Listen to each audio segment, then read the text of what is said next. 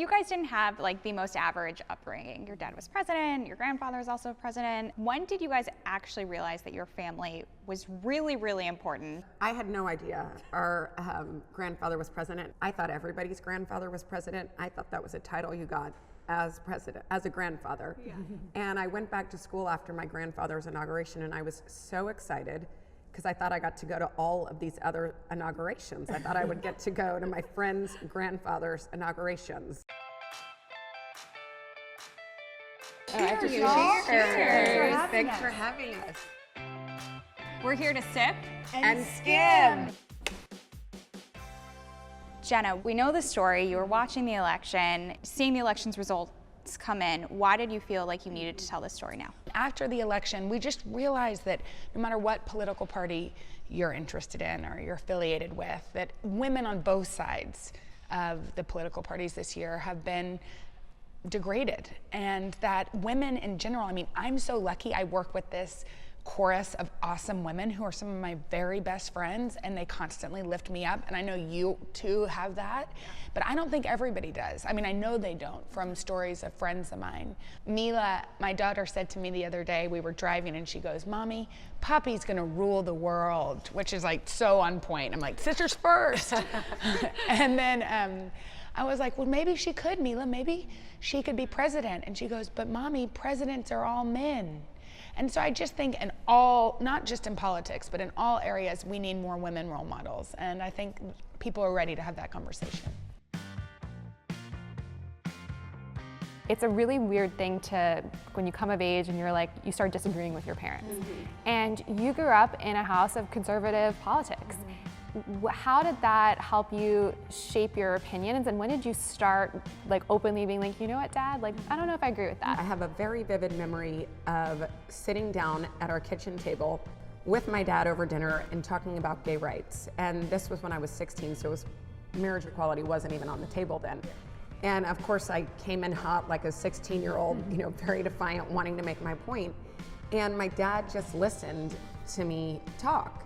And he would respond, but, you know, slowly listening to me. And I think I had the mindset that like, I'm gonna change everybody's mind right now, which is of course not how it happens. And he really let me keep talking and refining my thoughts with him while he was sitting there calmly.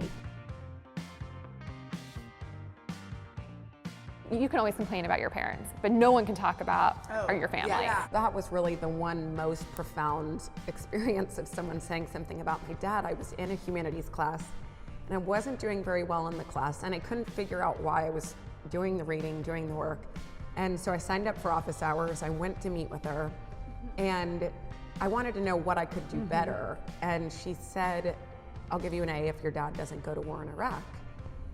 And I was totally shocked. I mean, I remember being speechless. I didn't know how to react. Do you call your sister? Like, are you? I mean, afterwards, I felt actually humiliated afterwards, and I didn't know why. Ashamed. I felt ashamed, and I also knew that, of course, I couldn't change the opinion of Congress or our father around that. And we wouldn't say anything to them necessarily. I think for other people, and just as we were highly protective of Malia and Sasha, we're highly protective of Barron. He's a little kid, and he didn't ask his father to run for president. So I think the conversation is like, protect him and don't criticize him and don't bring him into it. It's not fair. And then as far as the older kids, we don't even know. It's so foreign to us because we were in college, and then I was a teacher. Barbara worked in Africa. We just wouldn't have ever been part of our dad's administration because of the circumstances, and probably because he wouldn't want us to have. Let's see if we have the same one. 1, 2, 3. Breakfast? Mexican food. Oh. Okay. So far, our twin game is going swimmingly. Most surprising thing about your dad? I think Well, that he's an artist and a big love bug. But that's not surprising. I mean, I think his art is a surprise for sure. Yes. Most surprising thing about your grandmother? She protects her dog over Barbara. Her dog bit me, and she took the side of the dog. Her dog bit her on the booty, and it stayed there and dangled. And she was like, Barbara, you were too What? close There to we the go. door. Yeah. All right, Surprised what me. do Yeah. you still do that your parents are like, girls, stop? Oh my God, well, almost everything. Argue sometimes. Argue. Borrow each other's clothes. Blaming it on my cat.